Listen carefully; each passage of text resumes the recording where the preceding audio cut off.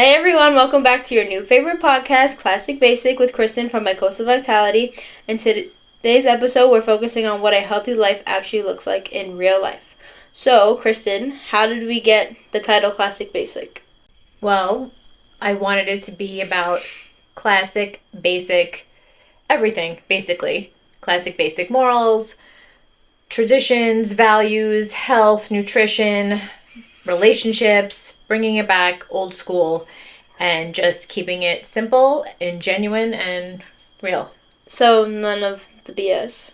Basically, yes. Okay, that's what we like to see. So, what is a healthy life? Like, what does it actually look like? Because I know it's not like all that dumb stuff that everyone posts on TikTok where it's like, I wake up and I drink my ginger shot and I do this and then I iron my sheets and that's not real. No, it's not practical. I mean, maybe for a select few, but that's not how general people live their lives because it's hard. Life is complicated, life is busy, and, that's just not realistic. A lot of the world now is obsessed with social media and they believe everything they see on social media is true, and it's not the way it is.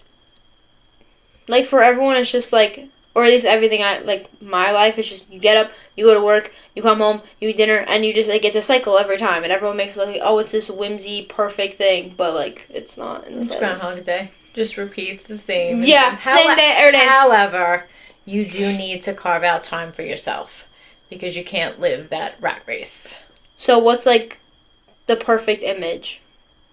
There is no perfect image. I always like to say, I tell my clients you should strive to be the perfect imperfectionist.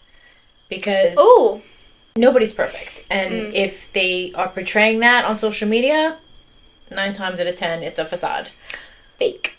Yes. So you want to embrace your imperfections and be proud of them. And they make you who you are. Mm-hmm. And just be the best version of yourself. That's good. Thanks. Okay, you're welcome. So you mentioned taking time for yourself. So how do you find the balance between work and then doing things for yourself or hobbies or anything like that? Well, you have to schedule it into your routine, sadly enough. Because if you don't, there's always work. There's always something to do, chores to be done. There's always something to do. So if you don't schedule the timeouts, like I like to call them, for yourself, for self-care, working on yourself, it's never going to happen. So whether it's 10 minutes, 10 minutes is a little too short, but 20 minutes, half hour in the morning, whatever it is you like to do, meditation, I don't know, exercise, read a book, and then I recommend it again at night.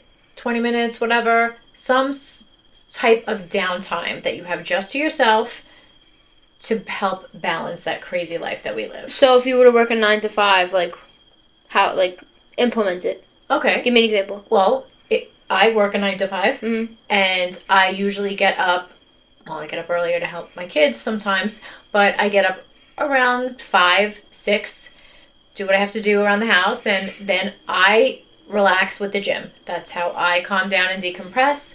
I like to do it in the morning because that's when I have my energy. I'm shot at the end of the day. So I like to try to go to the gym or do some kind of workout at home. And then at night, sometimes I even come home and I will do paperwork or whatever after my office hours. But by 9 o'clock, that's it. It's downtime, and I usually force myself to go to bed because it's another thing. You really need to get up and wake at decent times to allow your body to rest. So I make sure I'm in bed at a decent time and I'm winding down. So I get up at 12. Is that? Yeah, no. Not always. That'll change. Most of the time. Okay, so you talked about having time for yourself throughout the day, but that can be kind of hard because, the day's so young and we have to accomplish so much in a day, or at least that's how we feel. So how can you think, or how can you set a boundary for yourself so it's too much? Because sometimes I'll have a list of things that I need to get done in a day, and I make myself get that done. I don't care what time it is. Everything needs to get checked off in order for me to feel sane. You're putting too much pressure on yourself. Okay, but then so how do I stop that? I believe in lists. I think they're... I'm a list girl through and through. Yes. I believe it's a way to be accountable and, visibly see what needs to get done. Yeah. But I tell my clients, telling you write a list, write the top 3 priorities first or top 4 priorities first. So those really need to get done. And let's say you have 6 or 7 things on the list. But this is what you have to work on, because again, you have to be the perfect imperfectionist. So it's okay. You got the main ones done. You check something off. You accomplished many things. If you didn't get to all of them, nothing is going to happen. Now, my OCD? That needs to get checked off. I will literally say I have to do laundry, right? And in order to make myself feel good, I'll be like, instead of just putting laundry, I'll be like, put laundry in wash. Put laundry in dryer. Take laundry out of dryer. Fold laundry. Put away laundry. Okay. And then I'll just start checking. Right, exactly. So, you should write, do laundry, right? You leave a broad topic, do laundry. Then you add to the list what you accomplished. Put laundry in wash, transfer to dryer. If that's all you got to, stop. That's all you got. It's not on the list, so you don't have to worry about not checking it off. You did the broad topic of do laundry, so you accomplished the task. You don't have to write every little detail because you can get to the right. You can fold the laundry tomorrow, but you washed it and you dried it. True. Don't set unreasonable and stressful expectations because there's no need.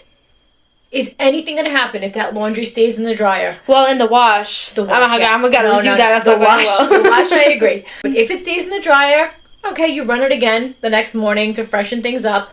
Nothing's going to happen.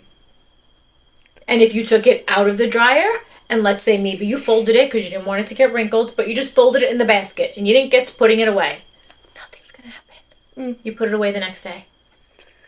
And you don't write it on your list, so it doesn't make you feel like you didn't accomplish it.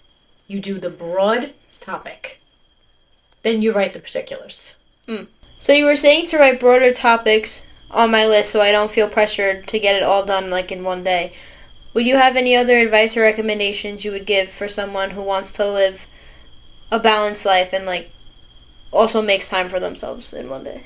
Yeah. I recommend accountability charts, I like to call them. So what's that?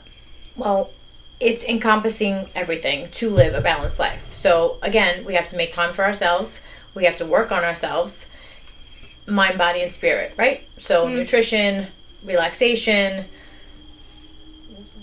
spiritually getting centered. So I tell my clients to make an accountability list. Let's say you get what are those? Dry erase boards? Oh, right? Yeah. Calendar dry erase board, I tell them. And number 1, mindset reprocessing is something that I do with my clients. It's retraining the mind to not think negatively or get off that anxiety spiral. So mindset reprocessing statements might be, anxiety doesn't control me. I'm in control of my body. I make my decisions. Things like that, for example. So I would give them some mindset reprocessing statements based on what their issues are, what they're having trouble with. They say them every morning. They say them every night. Takes 2 seconds. But they put it on the accountability board. So they're making themselves accountable to do it. And then within that board, they're also gonna, if it's go to the gym, go to the gym. If it's meditation for 10 minutes, meditation for 10 minutes.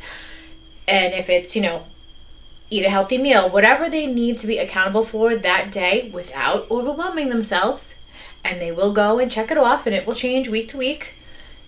That's something I recommend to help live that balanced, perfection life. And there you have it, y'all. That's all for today's episode. We'll see you on the next one. Bye.